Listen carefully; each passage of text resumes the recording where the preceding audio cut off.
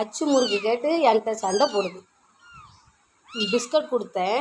அப்புறம் பிஸ்கட் கொடுத்தா சாப்பிடாது. அச்சு முறுக்கு சாப்பிடும்போது வாயை வந்து பிடிக்குது. சரி அச்சு முறுக்கு நம்ம வாயை சவைச்சி கொடுத்தா டெய்லி அச்சு முறுக்கு கேட்டு என்ன தொந்தரவு பண்ணுறாப்புல, கடிக்கிறாப்புல என் கையை. அப்போ இவனுக்கு எவ்வளோ கொழுப்பு இருக்கணும். அச்சு முறுக்கு வேணுமா? அச்சு முறுக்குக்காக டெய்லி சண்டை, மியான்னு சத்தம். இப்போ அச்சு முறுக்கு கொடுத்தோம்னா அவர் அப்படியே அமைதியாகிடுவார். குட்டி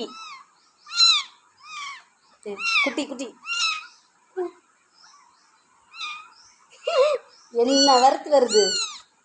அச்சு முறுக்கு கொடுக்கலன்னு இந்த வறுத்து வருது பாருங்கள். நீங்களே ஒரு நியாயத்தை கேளுங்க இதுக்கிட்ட.